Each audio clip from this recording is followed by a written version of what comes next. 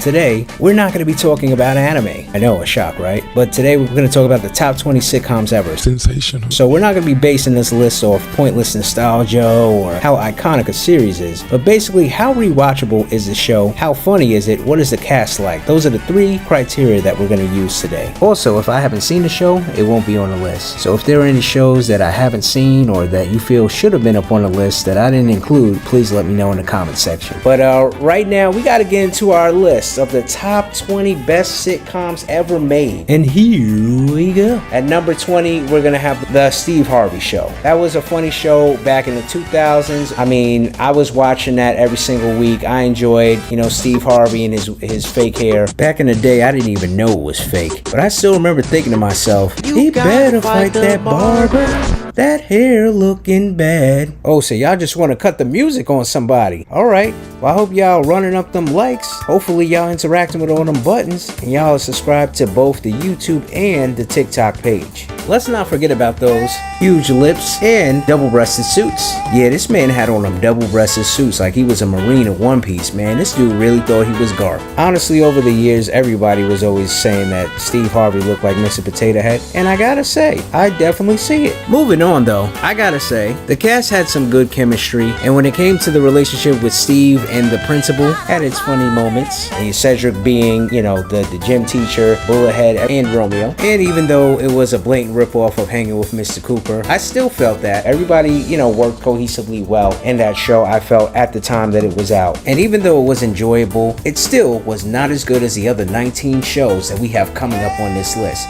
So, at number 19, we have Kim's Convenience. The dad in that show, Mr. Kim, made the whole show funny. Him alone was hilarious. The accent, the way he would say, "Stopper," and the way that, he would interact with everyone, he himself was the show. He hard carried that show. Nobody else on that show was even funny. Not Shang-Chi, not even the main girl Janet or the mother. They all were just side characters that really meant nothing. Mr. Kim carried that show on his own. Brooklyn Nine-Nine fills our number 18 spot. Now, that was a funny show, but it was also kind of annoying. Like, Andy Samberg has a weird way of being funny, but also being annoying. I did appreciate the fact that it was a comedic take on the police drama genre. I love Charles. I thought Terry Crews was funny. The captain was great. Rosa was also funny. Amy had her moments. But the whole thing is the cast did work well together in spite of the annoyingness that sometimes came from Andy Samberg. But overall, it was an enjoyable show. For number 17 and 16, I gotta stand on business here. This is gonna make a lot of people mad, and y'all gonna say later, this is funnier than this? Oh my god, I'm so upset. But I gotta put your boy Martin in the number 17 slot. Honestly, I did not find that show as funny as so many people do. I know that y'all gonna want my black card, but I mean, He's been excommunicated from the black community. Whoa, now, whoa, I'm in the black community still. No, you're not. Come on. You've been excommunicated. Stop it, nah, it's big, no. You've been excommunicated. Men who are not loyal to the black community, we kick them out. He don't even want to give you a He's going hug. to get some paperwork in the mail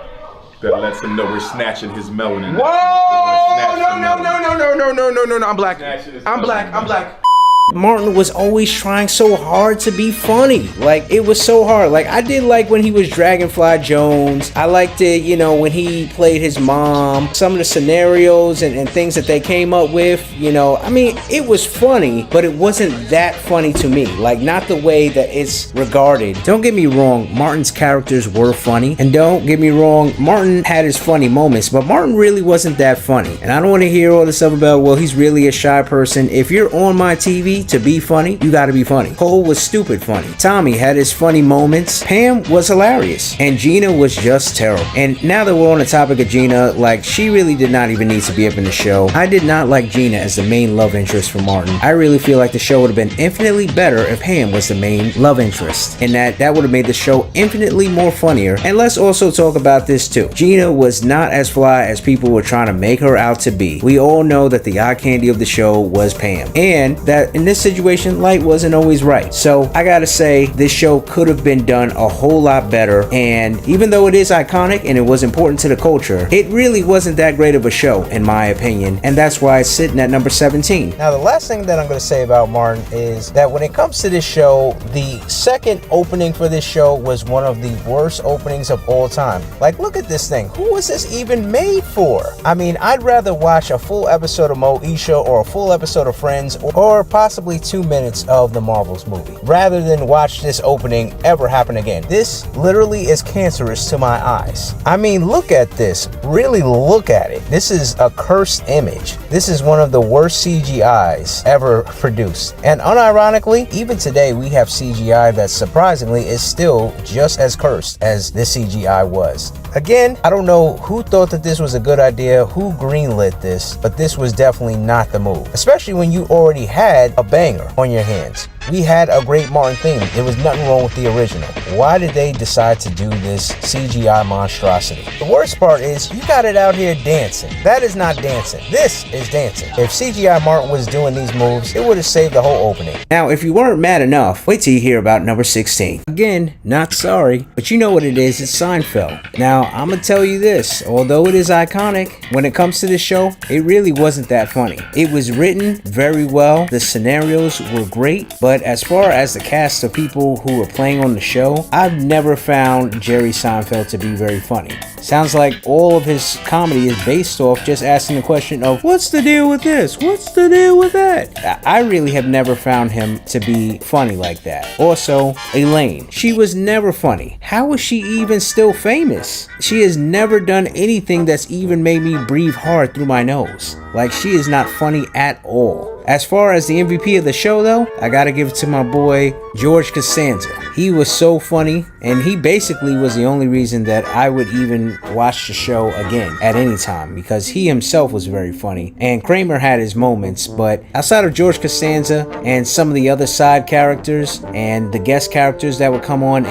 or the show itself, the way that it was written by Larry David, it only had two good elements. One good character and good writing is not enough to make a show, even a show as iconic as this one, rise high up on my list. But as for number 15, mainly because these next two shows that come up, mainly because I've worked in these two areas, so I can relate to these shows. But as for number 15, being Superstore. Now, I've worked in retail, work in supermarkets. You know, I can see the weird little side behaviors that people do are hilarious to me. Working in that environment, seeing the politicking of it, how managers are, how corporate treats the employees, all that is hilarious because I've dealt with that and, you know, deal with it to a certain degree now. The relatability factor of Superstore really sells the show for me. And I also thought that the characters were funny. Not the main guy or even his love interest, but everyone besides them two, I thought were, you know, very well cast and well characterized. Abbott Elementary, I'm gonna put that at number 14.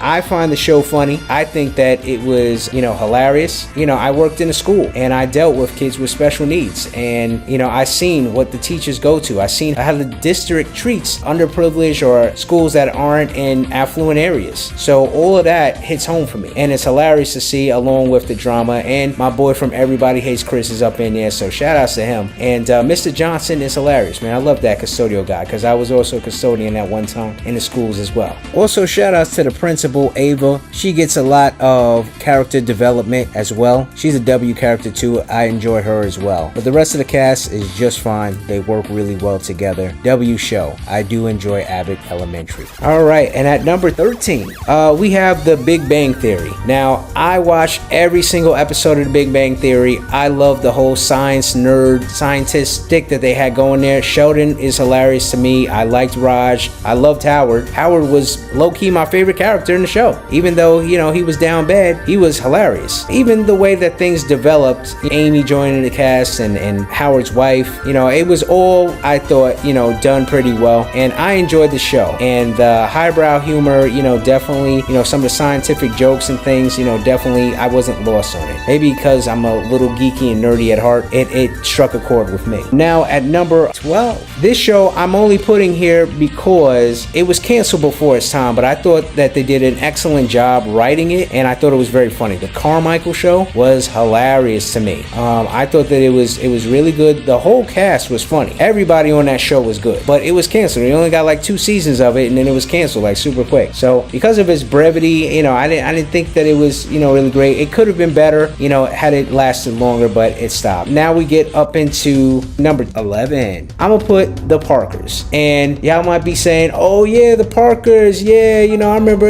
she was on Moesha. Moesha was trash. It left on a cliffhanger. We never even knew if they even found the boy. Miles was like missing forever. He is one of those black kids that is lost in the system. They never even looked for him. The Parkers though, it was funny, and I'm gonna be honest, it was funny because they was fat. It was also funny because you had a mom and her daughter in junior college, and they had this running joke where the mom, Monique, would sexually harass Professor Ogilvy. And even to this day, that still makes me laugh. I can't defend it. It's just funny. And I can still watch it today and laugh. But I felt like Monique and Kim did a really good job, and they were a convincing mother and daughter comedic duo. Now, this next show that we're going to talk about is a comedic hidden gem, I feel. This show is called Detroiters. It came out in 2017. It starred Tim Robinson and Sam Richardson. Both these guys were super funny. A lot of you may know Tim Robinson. He also has a hit comedy sketch show on Netflix called I Think You Should Leave, and he himself, he is so funny, but it's like an awkward, abrasive funny. I'm struggling to find another adjective to describe how hilarious this guy is, and I'm sure I've said hilarious like a billion times on this list already. But these two guys, they were an unexpected comedic comedy duo that really worked well. I really enjoyed this show. Only thing that I didn't like is that it only had 2 seasons, just like the Carmichael Show. Good show, but only 2 seasons. I can't put it any higher than this. But before we go any further on this list, please interact with all the buttons on your screen. It helps the channel out a lot. Like, comment, subscribe, share, follow on both the TikTok and the YouTube page, please. And now at number 9 would have to be Everybody Loves Raymond. I grew up on this show, and this show is the best depiction of what married life is like if you're Italian. I felt like that was like a super real family drama. It was funny. I mean, Robert was amazing. I loved Frank and Marie. Everybody was really super funny except for the actual couple that it was centered on. I don't feel like Deborah and Ray were hilarious. I wasn't holding my sides, but the extended family and having extended family that lives in the same general area as me, I can definitely relate. Now that I'm an adult, I look back on it and I said this is very accurate. Then at number 8, we're going to put the Wayans Brothers. Now, Wayans Brothers was hilarious, man. And I think what made it more hilarious is that when I was growing up, my parents did not want me to watch that show. So, sneaking and watching it, that was great. I mean, I loved it. I thought that Marlon and his brother Sean felt like they were so funny. And the fact that they were actually brothers in real life made it even funnier. I don't know what it is about having a brother or brothers interacting with each other that is just so funny. It's like a natural comedic chemistry that most brothers just instinctively have with each other. I felt like that only enhanced the show even more. This comedic duo peaked and hit perfection in the American classic White Chicks. I mean, that is a classic movie, always funny. Sean and Marlon, hilarious. Terry Crews was born from this film. This really put him on the map. I mean, White Chicks was just amazing, but it all started with the Wayans Brothers. And lastly, let's talk about our guy Pops. He was a comedic genius when it came to this show. We loved him in Fridays, we loved him in the Boondocks, but in this show, he fits so well. And I can't believe that the executives felt that he was too dumb for the show, too ghetto, he wouldn't have worked, because he worked perfectly. He played off Sean and Marlon and the chemistry with the other characters so well. John Weatherspoon is definitely a GOAT out here. That's why he's the GOAT! R.I.P. to him, but we definitely enjoyed Pops, especially when he would dance in the show. That was hilarious. And then at number 7, I gotta give it to this Always Sunny in Philadelphia. These people,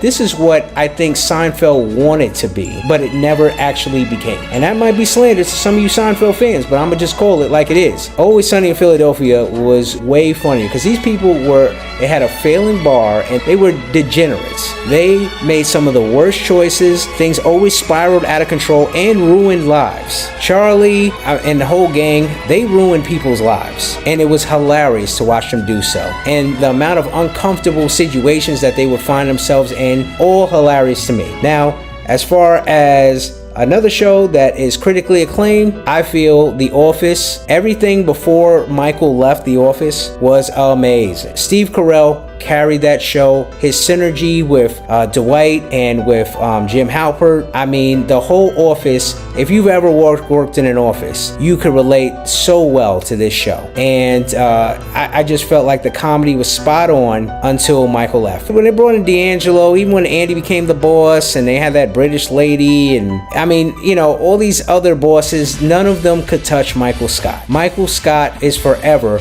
the funniest, best boss that there possibly could be. But a show that I felt that was funnier than The Office, although it did not start out well. The first season is rough to get through. We have Parks and Rec. Parks and Rec from season 2 all the way to the end, hilarious. There's not an episode of Parks and Rec that I did not laugh at. At number 4, we have Curb Your Enthusiasm. I thought that this show was hilarious. Now this guy, Larry David, he's the one who wrote Seinfeld, and I felt like his show, more often than not, was hilarious. Every single time he would get himself into these situations that were just beyond funny. And the thing that was the best about this was that everybody would try to warn him, they try to help him, and he would do it to himself.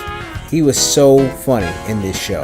And he was like simultaneously the main character. He was playing himself in real life, but he was also the villain of the show. Excellent comedic delivery. I felt all the characters were good. Again, he wrote Seinfeld. I mean, this man gets himself into so much trouble, and that's the beauty of it. He gets himself into trouble most of the time, the things that he says. Not to mention, the cast was also perfect. Everyone complimented Larry David in that show so well. This is really what Seinfeld should have been, but the only difference was that Larry David is actually funny, which is why I like it so much more and enjoyed it so much more than Seinfeld. Lastly, I'm gonna say the comedic pairing of JB Smoove and Larry David was a chef's kiss. It was perfect, and it was super unlikely, and I was really glad that I got to witness that. Those two worked really well together, along with the rest of the cast. It was just perfect. Perfect.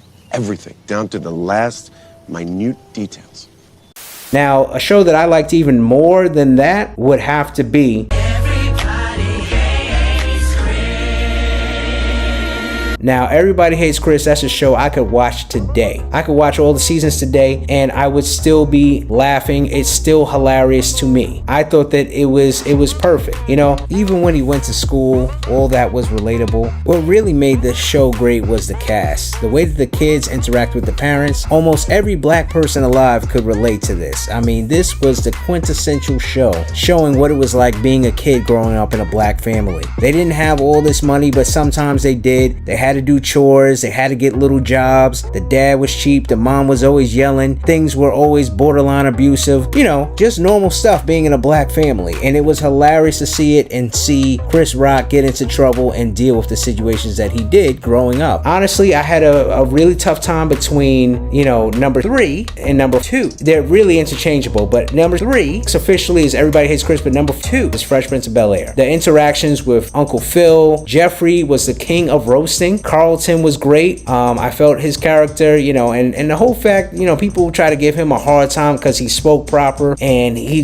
didn't fit the black stereotype. I thought he was amazing in his role. I thought that he did great. And then you have a classic dance, the Carlton dance, that came from there. So that was another amazing show. Then we got to address the elephant in the room. As far as Aunt Viv, everybody knows Black Aunt Viv was the best Aunt Viv that there was. She was powerful. She was funny. She had class. She was really cool. I really liked the original Aunt Viv. But as far as the second Aunt Viv that we got, she really did nothing. They toned her down. I felt like the original Aunt Viv was too powerful, too progressive for the 90s at that time, and they was like, yo, we got to get rid of her. But as for the second Aunt Viv, again, she did nothing. She added nothing to the show. And speaking to the actual character, not the actress, only thing I can say to you is, you serve zero purpose. So before we get into our number 1 spot, just going to quickly talk about our honorable mentions, which are the Jamie Foxx Show, the Bernie Mac Show, and One on One. Not going to go into any detail, but all these shows were W shows and almost made the list. None of these shows are funnier than our number 1 spot. And I know there's going to be a lot of hate coming for me in the comments, and I welcome it. Because number 1, you know what it is. Say it with me. My eyes are getting weary. My back is getting tight. I'm sitting here in traffic on the Queensboro Bridge tonight. You already know what it is. It is the King of Queens. First of all, the intro, certified banger. Doug, chatted. Arthur, goated. Carrie, the best. Best girl. I mean, the three of them on their own, you didn't even need any other characters. That's how good their chemistry was. There were other characters. I mean, you had Deacon, and Spence was great. Spence was hilarious. Also, the show was so relatable. Like, you could watch that show and just immediately insert yourself or someone in your life into this show. It is so great. Kevin James, that was his W show. I haven't liked anything that he's done since, but that show right there, that was a winner. All right, so that's our list. Thanks so much for watching. Let me know in the comment section what you guys thought of this list, what shows should have been included that weren't. Let me know what shows would have made your top 20 list. Make sure to let me know what you guys think in the comments, and I'll see you guys in the next video.